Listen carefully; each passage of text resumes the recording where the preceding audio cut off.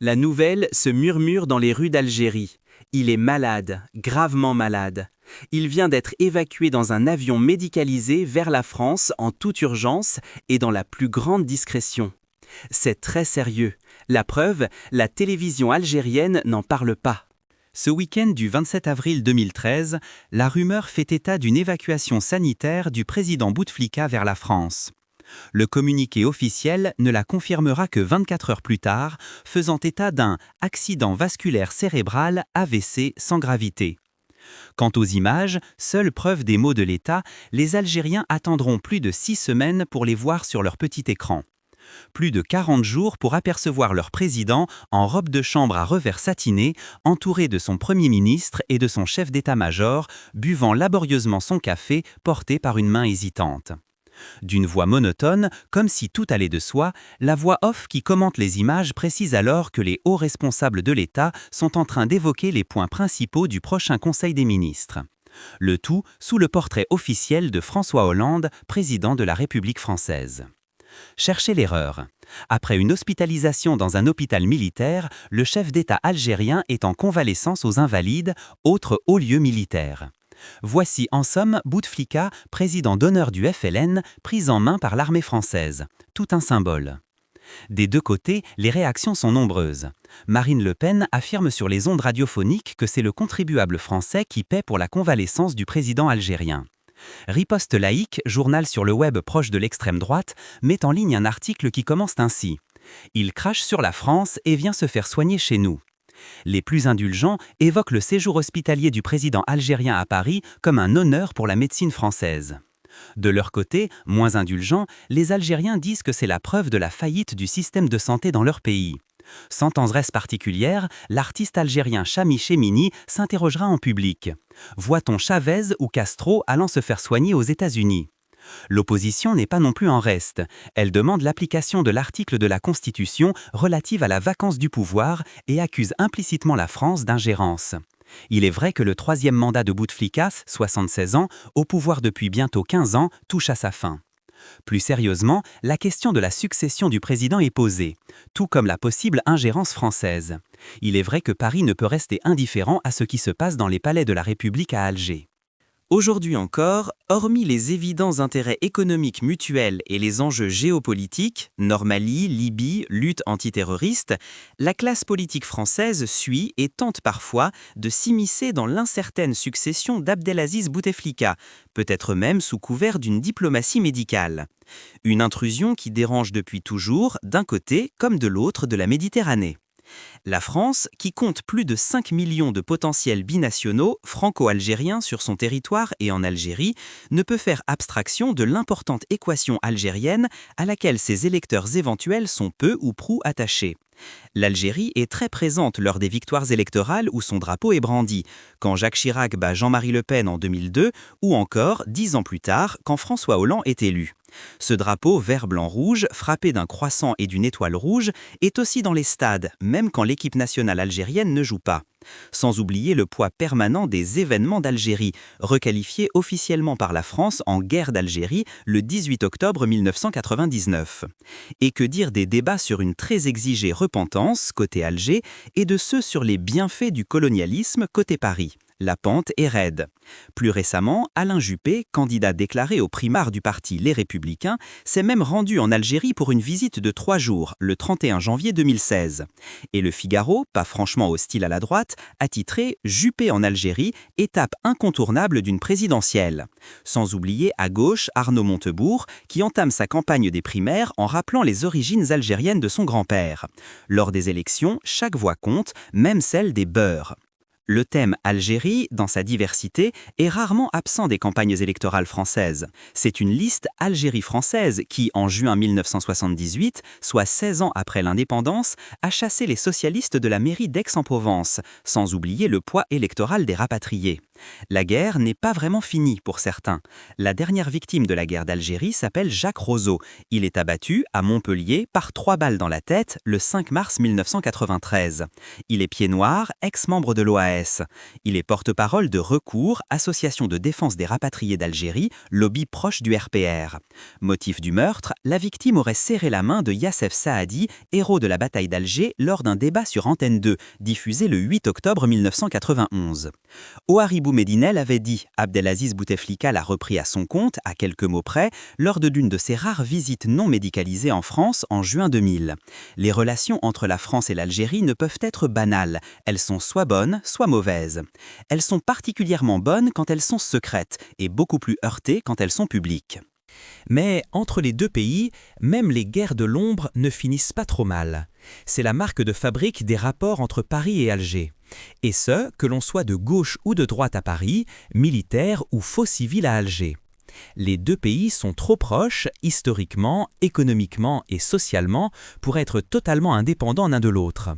La relation varie entre le pax souple et le mariage contraignant. Le lien est contractuel. Les relations franco-algériennes ont surtout un côté court et un côté jardin, parfois trop fleuri par des déclarations allègres.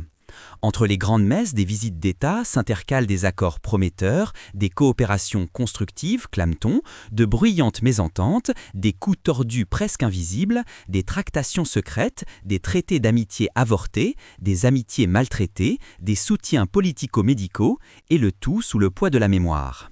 En d'autres termes, la difficulté se pose de réconcilier l'héritage de la glorieuse Révolution de novembre avec l'attrait de Paris ou bien encore avec l'efficacité de la médecine française, fût-elle militaire.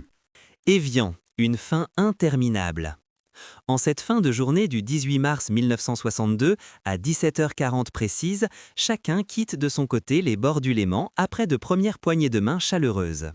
La guerre qui sévit depuis 7 longues années vient de prendre fin. Les accords d'Évian sont signés après d'interminables journées et nuits de négociations. Le cessez-le-feu entrera en vigueur dès le lendemain. Accord de dupes. Présidée par Louis Jox, ministre d'État chargé des Affaires algériennes, la délégation française comprend également Jean de Brouillet, qui sera le prochain ministre des Affaires algériennes.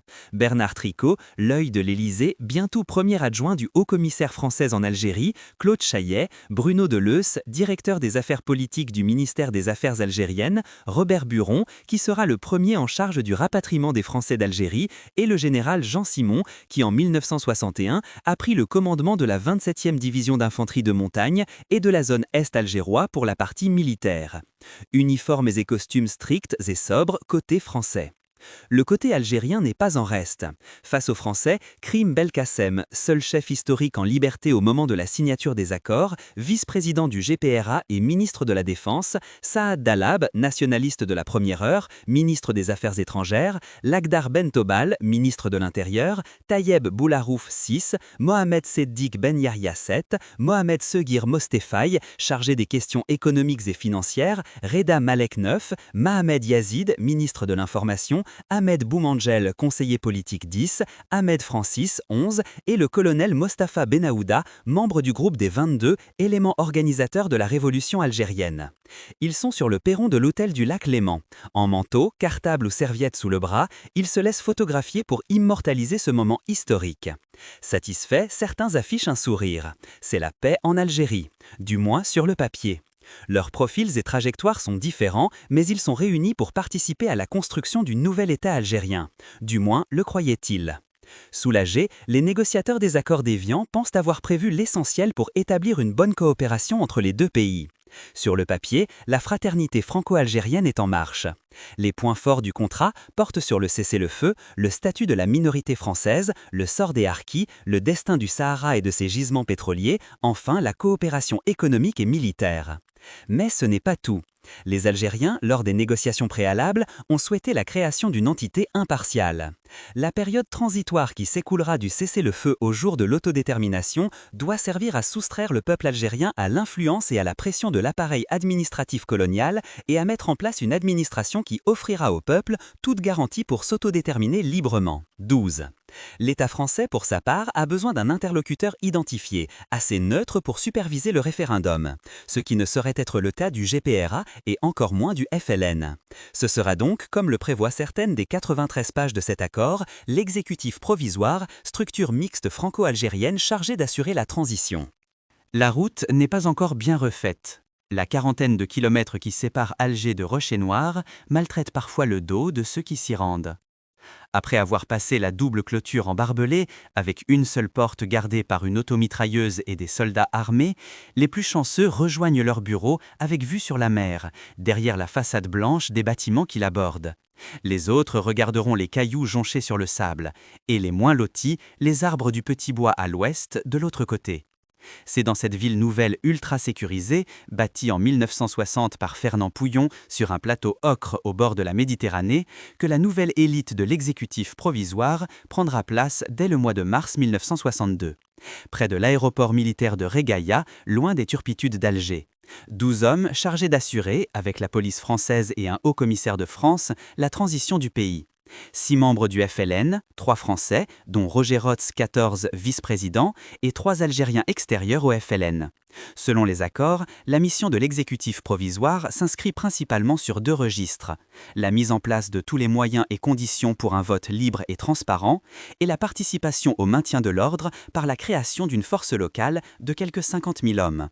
Cette petite armée au service du gouvernement de transition, ni le FLN ni la LN n'ont voulu la nourrir, chacun voulant conserver un contrôle absolu sur ses troupes. De ce fait, elle n'a pu recruter que des personnes au passé souvent douteux, harkis, anciens militaires musulmans et gendarmes démobilisés, soit 90% de musulmans du contingent et 10% de Français de souche européenne. De son côté, le GPRA a introduit un bicéphalisme dans cette structure, au niveau de ses représentants. Il a attribué aux 2 principaux membres du FLN 2 fonctions distinctes.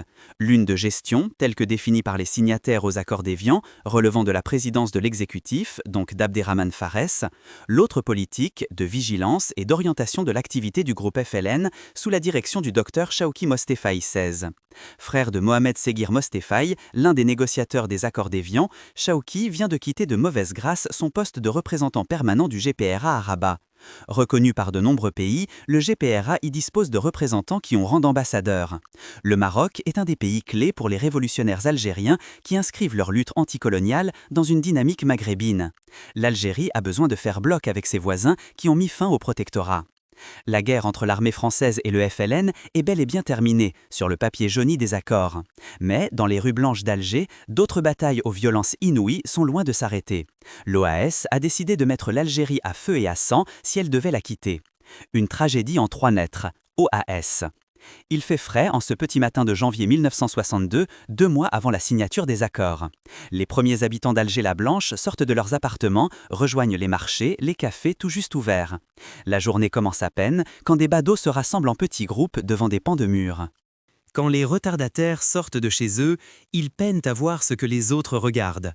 Il faut se faufiler dans la foule, se hisser par-dessus les têtes. La ville est en émoi, ou plutôt en proie à la terreur. Dans chaque rue, sur chaque immeuble, sont collées des milliers d'affiches tricolores, bleu, blanc, rouge. En fond, les couleurs de la France. Au premier plan, 2 hommes armés de mitraillettes qui brandissent un drapeau français. En haut de l'affiche, 3 mots en gros caractères bleus, « Aux armes, citoyens ». En bas, une signature rouge, « OAS ». Le général Salan, sous le nom de code Soleil, en charge de l'organisation armée secrète, vient de décréter la mobilisation générale des Pieds Noirs en faveur de l'Algérie française.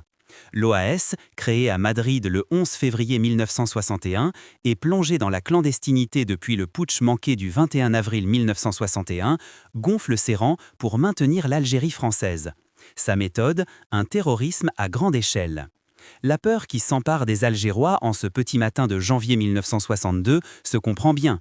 Les 3 lettres évoquent l'année de terreur qu'ils viennent de passer, celle qui leur ont fait perdre un ami, un collègue, un cousin. Pendant toute l'année 1961, l'OAS a multiplié les actes de folie, lâchant ses groupuscules d'ultra organisés en commando, désespérés mais déterminés. Mitraillage aveugle, bombes meurtrières, le nombre de victimes augmente de jour en jour. À la fin de l'année, les morts musulmans sont estimés à 1500. Les ultras de l'Algérie française sont clairement décidés à tout détruire, à tout brûler avant de la quitter. Le lieu est idéal, à quelques centaines de mètres de la frontière suisse. En sortant de la station de ski des Rousses, un bâtiment neutre au bord de la route. En bas, de larges portes qui ferment les hangars où sont garés les chasse-neige. En haut, le strict nécessaire pour gérer les équipements d'entretien de la station, quelques chaises, des tables, des papiers. Ils arrivent tous les matins chacun d'un côté de la frontière. Les Français par la ville la plus proche, les Algériens par la Suisse, avec une voiture immatriculée dans le Jura et des skis sur le toit. Madame Lison, tenue au secret, qui vit là avec son mari, leur prépare le déjeuner pendant qu'ils s'installent. Les policiers en civil ferment les volets, la fumée de cigarettes envahit la pièce. C'est là, au Yéti, comme il le surnomme, que le général de Gaulle a fait réunir dans le plus grand secret ses représentants avec des délégués du GPRA pour préparer les accords d'Évian prévus du 18 au 25 mars 1962. Des précautions qui se justifieront. Grâce à certaines complicités françaises, le général Salan est informé préalablement de cette rencontre. Il signe alors un tract diffusé le 23 février, l'instruction numéro 23 OAS, où il prescrit l'ouverture systématique du feu sur les unités de gendarmerie mobile et les CRS. Offensive tout azimut. Il faut s'attaquer aux personnes intellectuelles musulmanes, etc. Chaque fois qu'un de ceux-ci sera soupçonné de sympathie à l'égard du FLN, il devra être abattu. La chasse aux musulmans est ouverte. Les ratonnades sont désormais obligatoires, perçues par certains comme des actes patriotiques. Des personnalités françaises sont également assassinées, tant en Algérie qu'en France. Ce sera le triste cas de Camille Blanc, maire d'Évian, abattu le 31 mars 1962 pour la simple raison que sa ville abritait les négociations. Ces assassinats s'accompagnent de la politique de la terre brûlée, détruire l'appareil économique de l'Algérie. L'objectif de cette politique est double, rendre inapplicables les accords annoncés entre la France et le GPRA et faire basculer certains militaires français encore loyaux envers le général de Gaulle dans la lutte contre l'abandon de l'Algérie. L'ordre est devenu la première de toutes les priorités, il faut tuer Salan. Mais pour cela, il faut d'abord le retrouver. Grâce à une coopération entre la police française et le FLN avec son réseau d'Algeroises et d'Algeroises, c'est chose faite.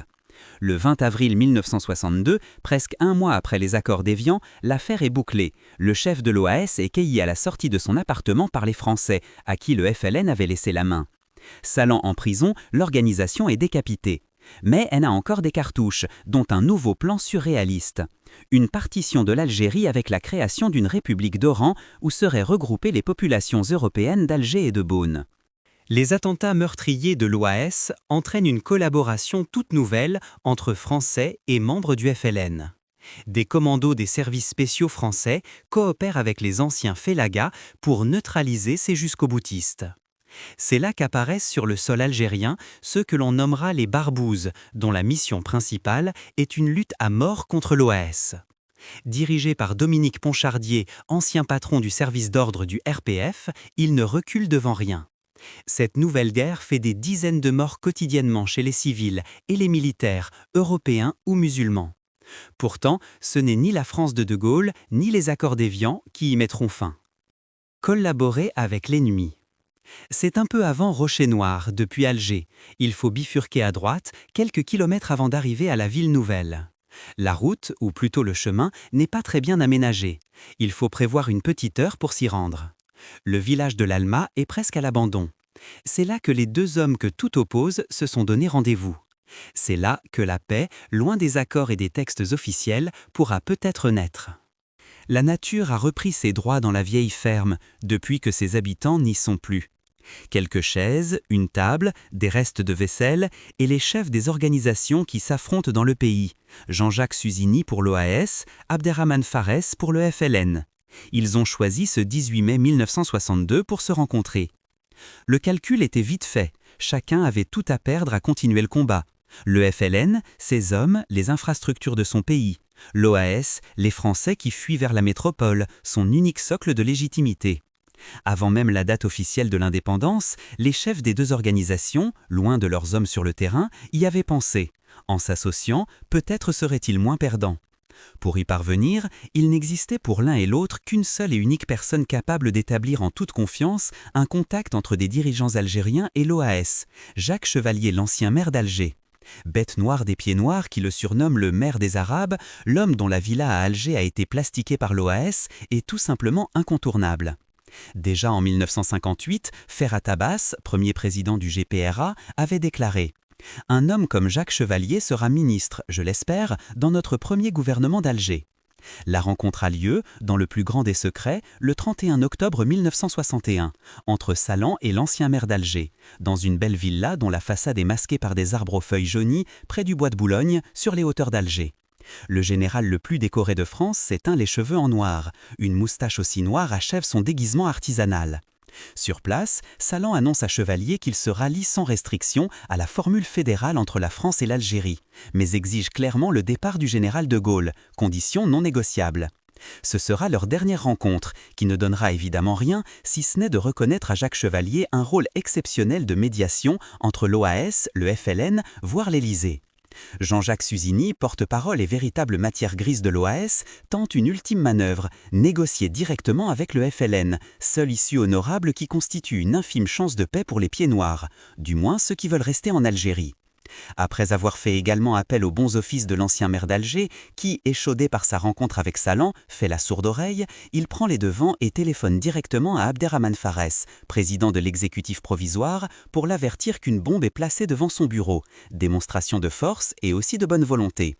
Les services de sécurité du FLN la trouvent dans un bac à fleurs, à l'endroit indiqué. Abderrahmane Farès, rassuré par la sincérité de Salan et par le soutien éventuel de Jacques Chevalier, accepte le principe d'une entrevue exploratoire directe. D'emblée, Suzini annonce la couleur. « J'espère, monsieur le président, que ce n'est pas ce salaud de Gaulle qui vous envoie. » Farès rétorque « Vous avez devant vous le représentant provisoire mais légal de l'Algérie nouvelle. » Commence ensuite de longs échanges dont l'essentiel sera couché sur le papier et constituera un projet de protocole d'accord renfermant des propositions délirantes. Certains points s'apparentent plus, en effet, à l'utopie qu'à la construction d'un projet viable. Il est notamment mentionné l'organisation mixte, musulmans et européens, de la police et de l'administration dans les deux grandes villes, Alger et Oran. Le nouvel État aurait deux langues officielles, l'arabe et le français. L'interdiction des partis à base raciste ou d'obédience étrangère, comme le Parti communiste, est également précisée, ainsi que la création d'un directoire national algérien dirigé par Abderrahmane Farès, où siégeraient 4 membres du gouvernement provisoire algérien et 3 membres du Conseil supérieur de l'OAS. Il est même question de fonder un parti politique avec un acronyme clé en main, Rassemblement pour l'unité de l'Algérie pour la coopération, RUAC. Et pour couronner le tout, un nouveau drapeau est imaginé, vert et blanc avec le croissant et l'étoile, et les 3 couleurs françaises dans un coin. Jean-Jacques Suzini, un grand passionné de grec et de latin, rédige un projet détaillé du protocole d'accord avec une plume onirique. Puis les deux hommes se quittent après une émouvante accolade bien méridionale. Sans doute, l'un se voit déjà président de l'Algérie nouvelle et l'autre son premier adjoint. Un musulman et un pied noir à la tête de la nouvelle Algérie, quelle réconciliation! Que de chimères dans un moment aussi tragique. Suzini accompagne son hôte jusqu'au perron, les gardes du corps FLN de Farès entériment leur match de football avec les commandos de l'OAS dont la mission est de sécuriser les lieux. La légende dit que cette rencontre sportive inachevée entre le FLN et l'OAS s'est soldée par un match nul, 3 buts partout. De retour à son bureau, à Rocher-Noir, Farès rédige une proposition d'accord qu'il envoie directement, à Tunis, au président du GPRA, court-circuitant au passage Chawki Mostefaï. À Paris, en haut lieu, l'affaire est prise très au sérieux.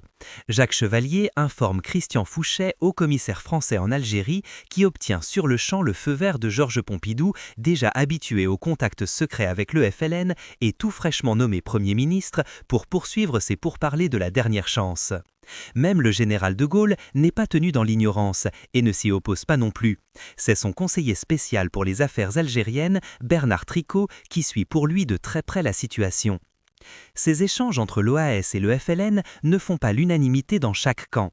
L'aile intransigeante de l'OAS, constituée essentiellement par des officiers putschistes non pieds noirs et incarnée notamment par le colonel Godard, ne voit pas cela d'un bon œil. Ce dernier veut des garanties signées mais inacceptables, entre autres une totale amnistie des membres de l'OAS, sinon le pire est à venir. Fort du soutien de Paris, Jacques Chevalier s'implique totalement dans la médiation. Il reçoit chez lui, le 27 mai, Jean-Jacques Suzini, qui évoque la livraison prochaine d'un protocole d'accord de la part d'Abderrahmane Farès. 2 jours plus tard, l'ancien maire d'Alger rencontre le président de l'exécutif provisoire qui se pose de nouveau en chef de la République algérienne. « Si je suis désavoué, je suis prêt à recourir au verdict du peuple algérien. Au même moment, le docteur Chawki Mostefaï reçoit l'envoyé spécial du Monde Alain Jacob qui fait état de contacts entre l'organisation nationaliste algérienne et l'OAS. Le responsable du FLN laisse éclater sa colère. On doit se demander pourquoi cette offensive de fausses nouvelles. Elle a sûrement un but et doit répondre à des impératifs de l'OAS. Toujours furieux, il poursuit. Pourquoi négocier avec les criminels de l'OAS alors que nous aurons notre indépendance dans quelques semaines et que les accords d'Évian donnent suffisamment de garanties aux Européens d'Algérie ? Quelques instants plus tard, une fois mis au parfum et surtout devant le fait accompli, le chef de la délégation du FLN, hors de lui, publie un communiqué interne ordonnant l'arrêt immédiat de toute négociation. L'OAS prend conscience que Farès n'a impliqué aucun responsable et ne dispose d'aucune autorisation, même orale, du GPRA et de l'exécutif provisoire. Le ton monte. L'aile intransigeante de l'OAS menace de faire sauter la maison des dockers, où les pertes humaines dépasseraient de loin le millier. De son côté, l'aile algérienne, plus modérée, laisse filtrer que des contacts avec le FLN sont établis. Il est 20h30 ce 28 mai 1962 à Alger. Comme chaque soir, de nombreux Français écoutent à la radio l'émission pirate de l'OAS qui rassemble les derniers fervents de l'Algérie française, perdus dans un combat aussi violent que désespéré. Certains ont déjà entendu les rumeurs d'un accord entre leur camp et celui de l'ennemi. Ils attendent des nouvelles, ils sont impatients. Enfin, une voix fait grésiller l'appareil. L'exode auquel nous assistons aujourd'hui est le signe le plus évident de l'échec total de la politique gaulliste. Pourquoi cet échec ? Parce que le régime gaulliste n'a voulu négocier qu'avec l'une des deux forces qui se partagent l'Algérie. La paix ne peut survenir sur cette terre qu'à la condition que tous ceux qui considèrent l'Algérie comme leur véritable patrie se mettent d'accord entre eux. Par ce communiqué, l'OAS souhaite ramener des dirigeants du FLN, mais cette fois-ci dûment habilités, autour de la table de négociation. Et, le 31 mai, le plus déterminé des ultras, le colonel Godard, donne l'ordre de suspendre tous les attentats programmés. La perspective d'un accord pointe à l'horizon. Sauf que, après les fuites organisées, vient le temps des démentis. Le journal Le Monde, dans son édition du 30 mai 1962, titre « Monsieur Farès dément qu'aient été pris entre membres de l'exécutif et chef de l'OAS les contacts annoncés par une émission pirate ». Le 2 juin tombe la réponse du GPRA. Cessez tout contact avec l'OAS. L'injonction est sans appel. Intoxication, rumeurs, fuites, infirmations, méfiance et désaveu, autant de menaces qui risquent de faire capoter ces négociations de moins en moins secrètes. La confidentialité indispensable à ce type d'approche se lézarde. Dans ce climat confus et surtout explosif, Abderrahmane Farès laisse en première ligne le délégué aux affaires généraux, le docteur Chawki Mostefaï, qui, bien que seulement délégué, représente la véritable autorité politique à Rocher-Noir. Pour ce dernier, il ne s'agit plus d'une campagne d'intoxication menée par les anti-indépendantistes, mais d'une offre de carottes et de bâtons mis sur la table. La menace est réelle et des milliers de vies sont en danger. L'OAS, même dans sa forme la plus résiduelle, a encore les moyens de frapper quand elle veut, où elle veut, et échafaude les plans les plus sanguinaires.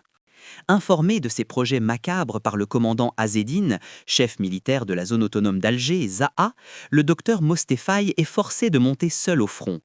Azzedine, raconte-t-il aujourd'hui, est venu me voir pour me dire qu'un haut responsable de l'armée française, colonel de gendarmerie, très engagé dans la lutte anti-OAS, lui avait confirmé que les égouts de la Casbah et de Bellecour étaient bourrés de dynamite et que l'OAS pouvait les faire sauter. Là, je me suis dit que cela devenait sérieux.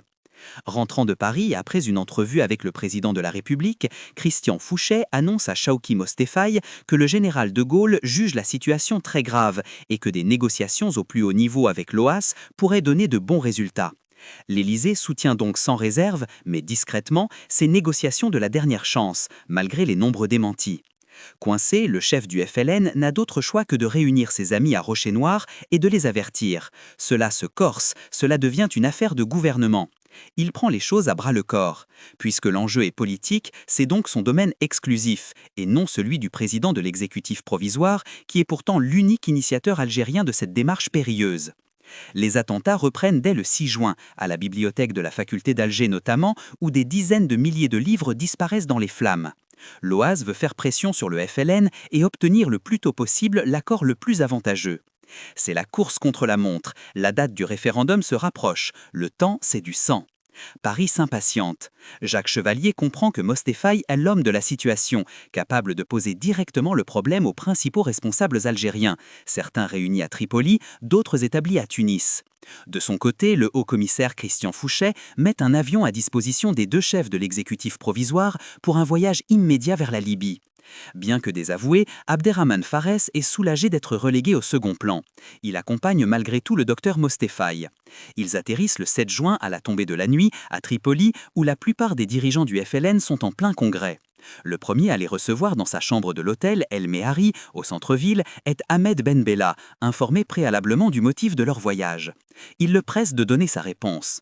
Là, les versions divergent. Selon Mostefaï, Ben Bella est évasif et se défausse sur le président du GPRA.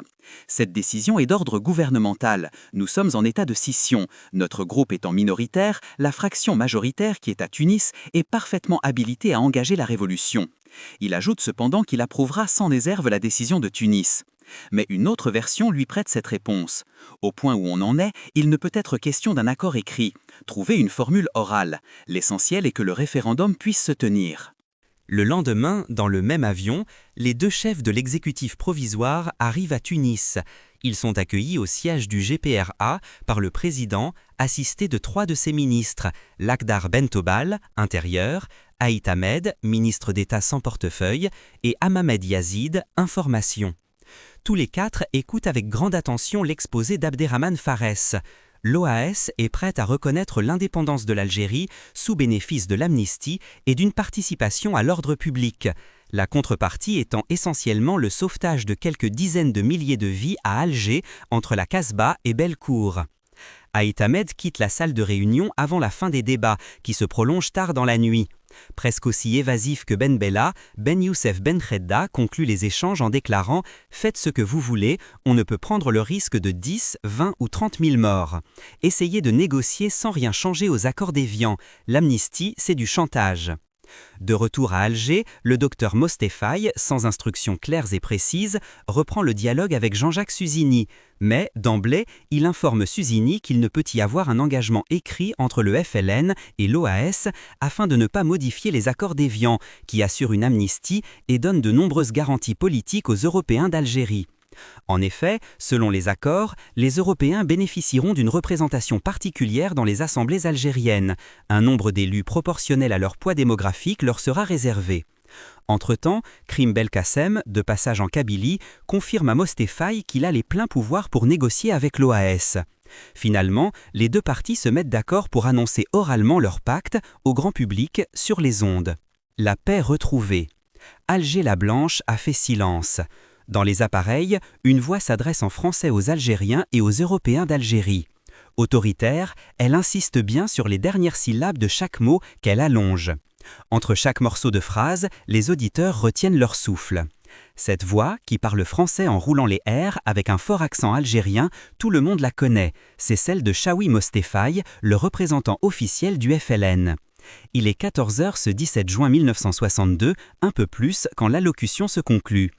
Algériens d'origine européenne, au nom de tous vos frères algériens, je vous dis que, si vous le voulez, les portes de l'avenir s'ouvrent à vous, comme à nous. Que ce soir, que demain, cessent les dernières violences, les derniers meurtres, les dernières destructions. La fin de la guerre est proche, elle sera annoncée à 20h30 le soir même, lorsque le porte-parole de l'OAS lira à son tour, sur une radio pirate mais très écoutée par les Français d'Algérie, un message codé dans le plus pur style de Radio Londres. Pour le renard des sables et pour le fennec, les briquets ne doivent pas être allumés. Les piscines doivent rester pleines.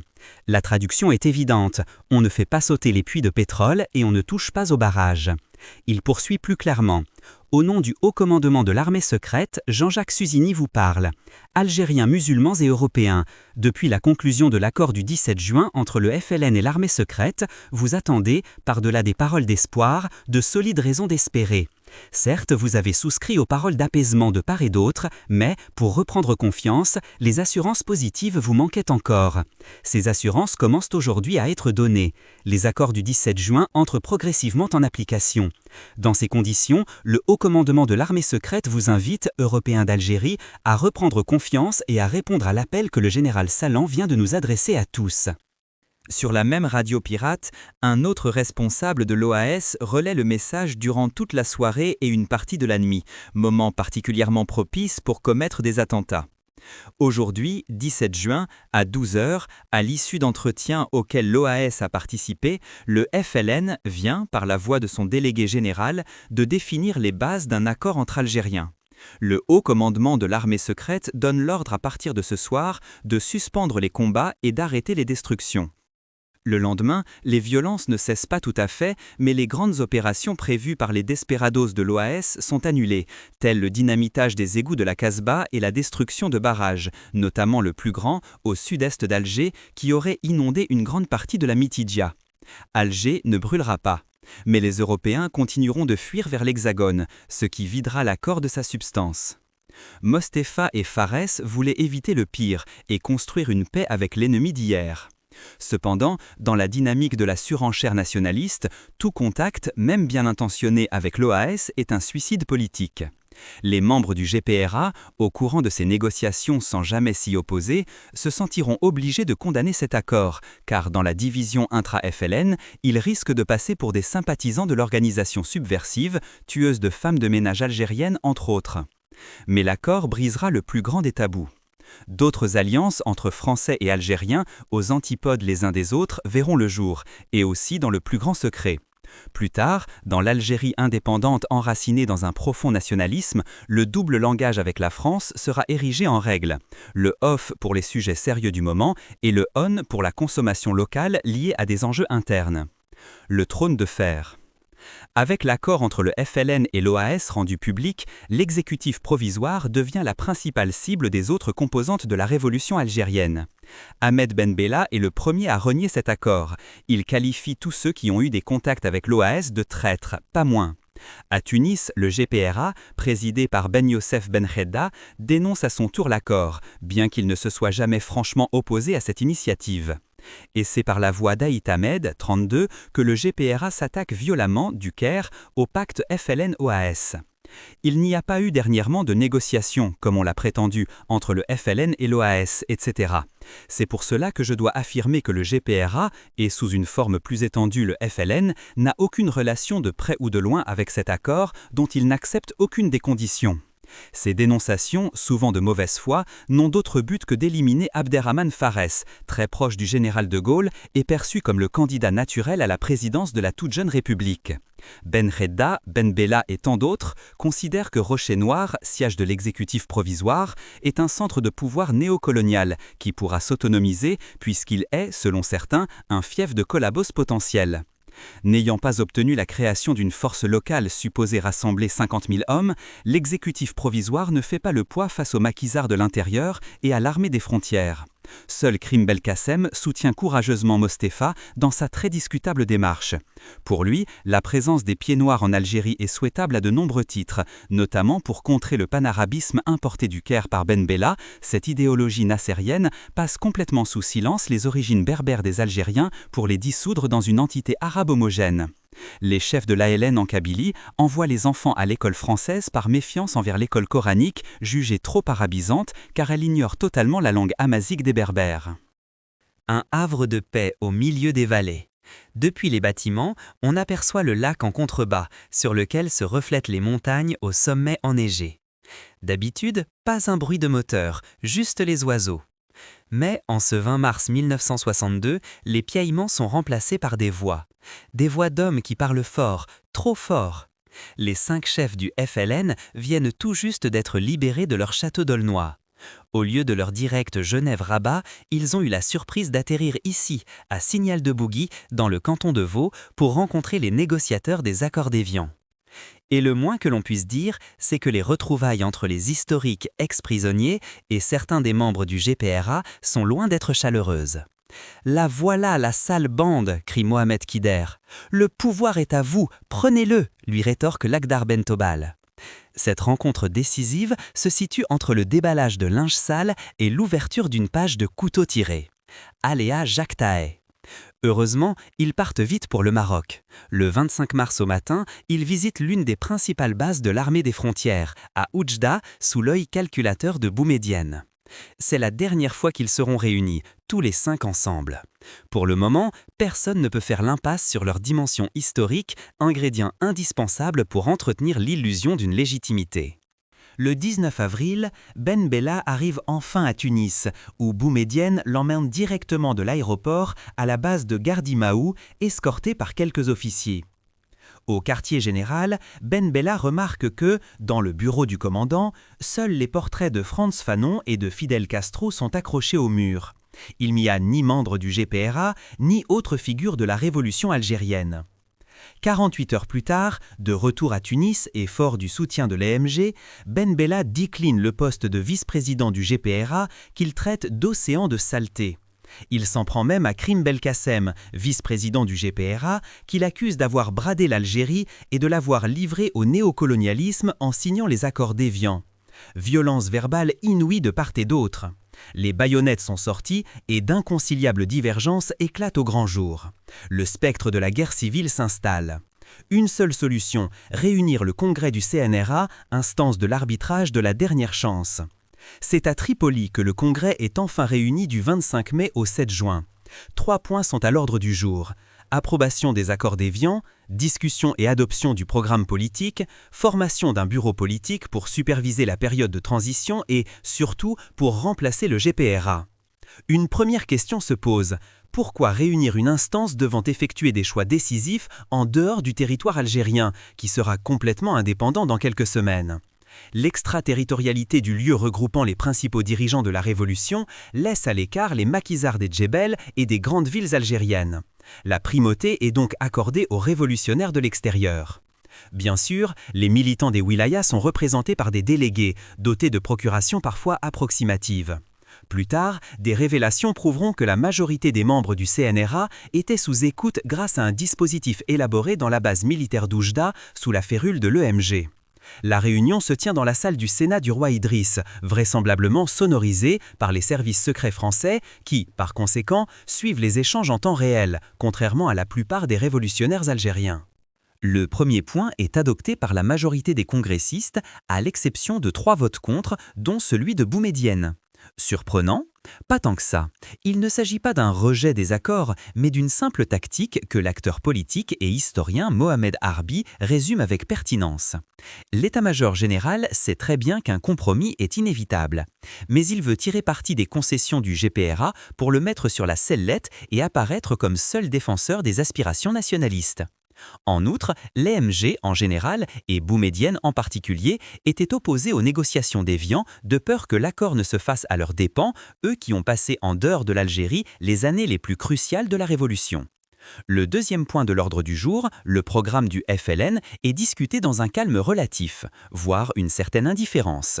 Voté à l'unanimité, ce programme est connu sous le nom de Charte de Tripoli.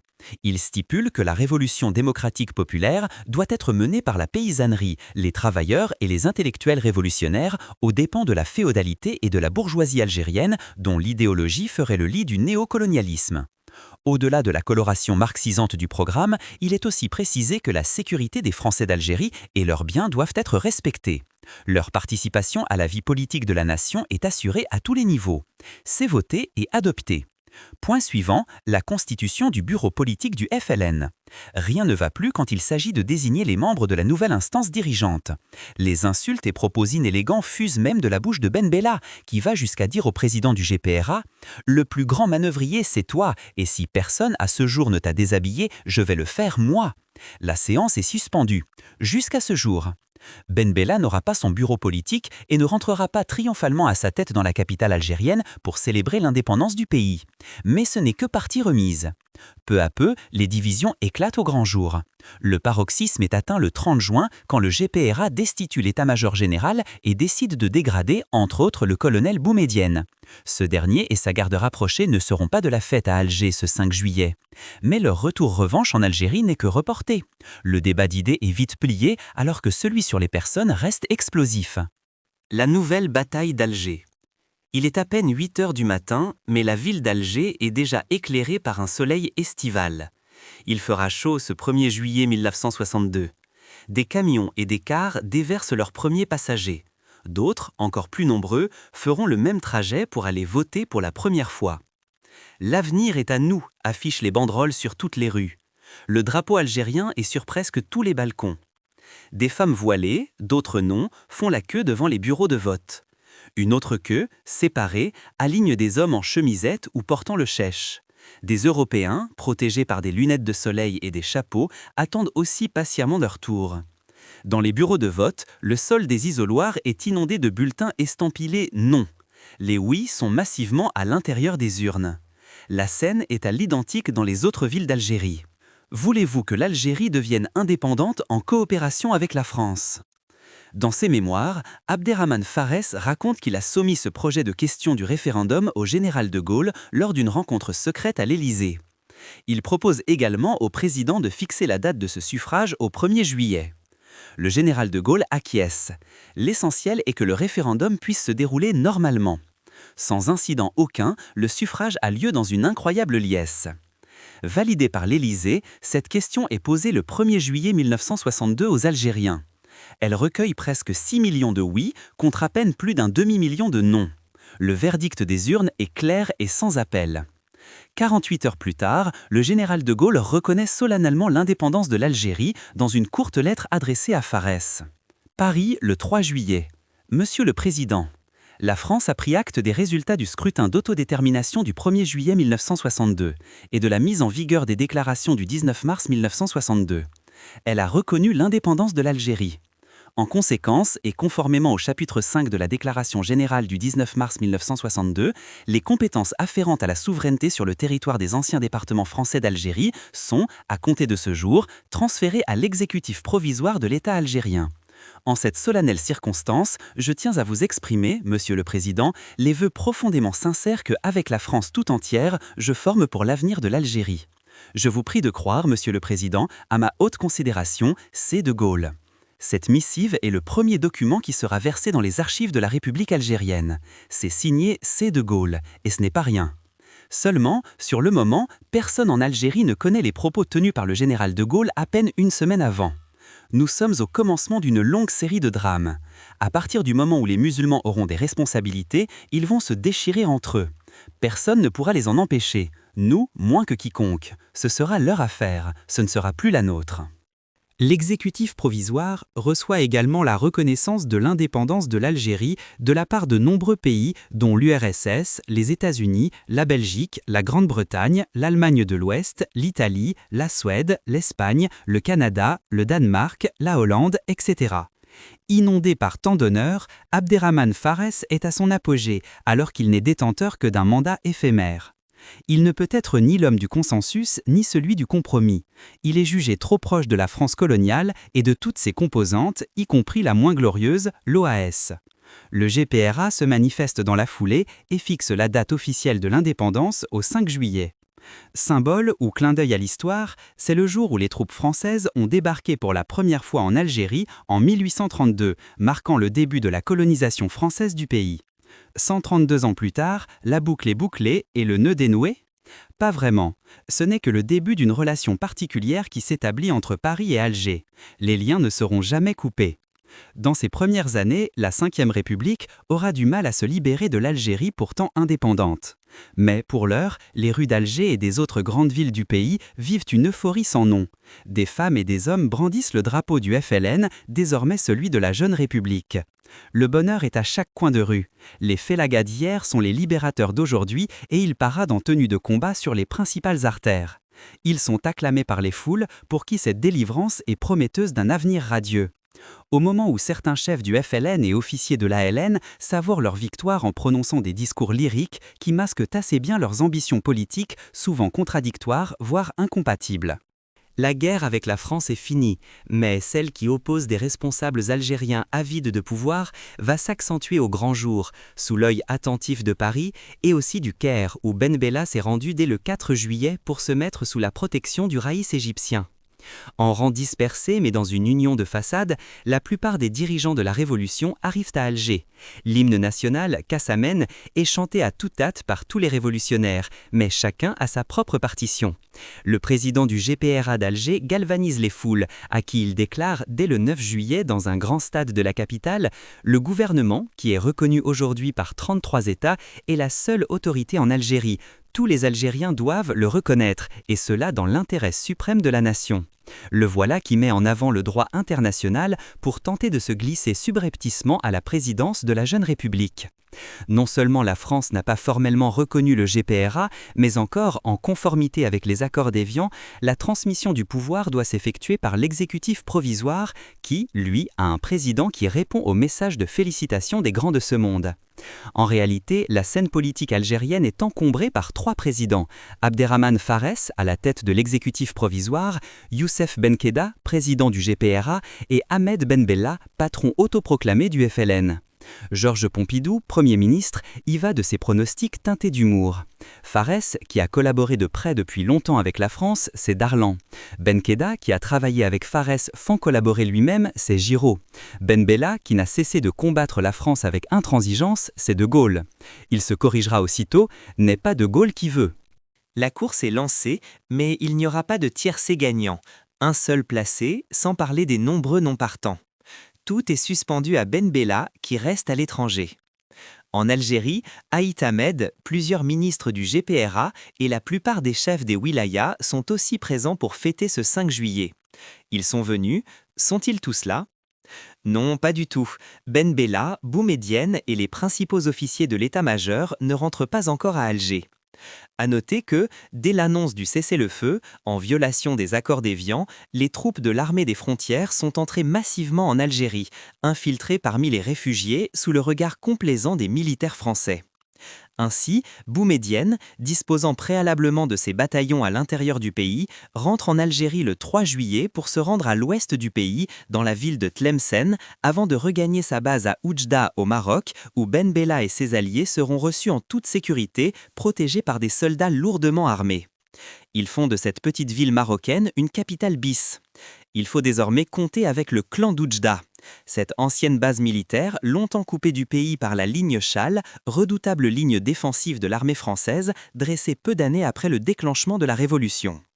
Le quartier général d'Oujda regroupe toutefois le principal centre d'instruction des militaires algériens, mais surtout le centre d'écoute du MALG, ministère algérien des liaisons générales.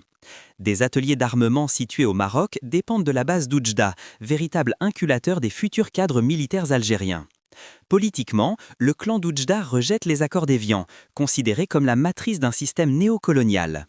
Il disqualifie ainsi le GPRA par une rhétorique révolutionnaire et socialiste. Après moult tractations et revirements d'alliance, Oujda devient une véritable antichambre du premier coup d'État qui ne dit pas son nom. Le commandement et les troupes traversent la frontière pour s'installer à Tlemcen, nouvelle capitale. Alors que dans la véritable capitale et à Oran se multiplient les enlèvements de Français militaires et civils, à Paris, des parlementaires exigent l'intervention de l'armée française pour protéger ses ressortissants. Pierre Messmer, ministre de la Défense, évoque de possibles actions militaires en Algérie. Dans ce climat tendu de Tlemcen, Ben Bella annonce la formation d'un bureau politique et d'imminentes élections pour une assemblée nationale constituante. Le 3 août, il arrive enfin à Alger. Une foule l'attend à sa descente d'avion. Il est acclamé, les Algériens voient dans son arrivée la fin des guérillas fratricides. Ils hurlent « Ici, nous sommes 9 millions et nous sommes unis. Là-bas, ils sont 30 et ils n'arrivent pas à s'entendre. » Le 15 août, Boumedienne débarque à son tour, assez discrètement, à l'aéroport d'Alger. Conciliabule, menaces, divisions et accrochages meurtriers, c'est l'assaisonnement de base d'une guerre civile. La loi du plus fort supplante les camaraderies d'armes. L'été 1962 est très chaud. Il devait y avoir environ 130 000 hommes en armes se réclamant de l'ALN.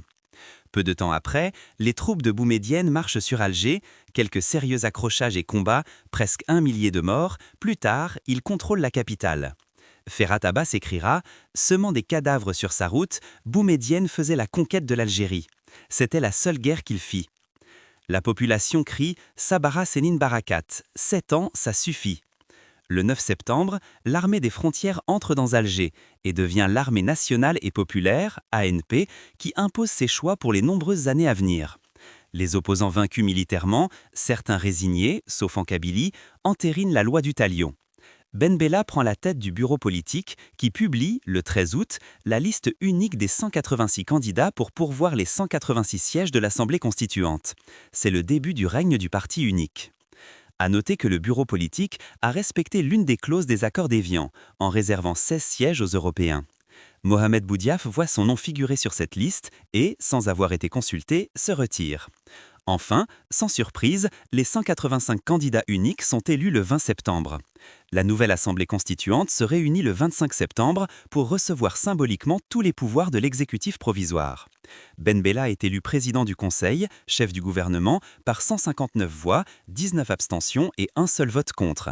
Ceux qui n'ont pas voté oui et de nombreux opposants vont peupler au fil des mois les prisons du Sahara, le goulag du Sud, dans une grande indifférence. Et c'est dans la même indifférence que la nouvelle constitution est votée à l'extérieur de l'Assemblée, dans une salle de cinéma, le Majestic. Désormais, les canons sont silencieux. La nomination, dans la douleur, du premier président de l'Algérie indépendante et la proclamation, si sincère soit-elle, d'une exemplaire coopération franco-algérienne se heurtent aux rancunes accumulées et aux ambitions antagonistes. Désillusion assurée. Des rancœurs subsistent évidemment et les accords d'Évian subissent des interprétations évolutives, sinon contradictoires. Ces accords sont donc vus différemment de part et d'autre.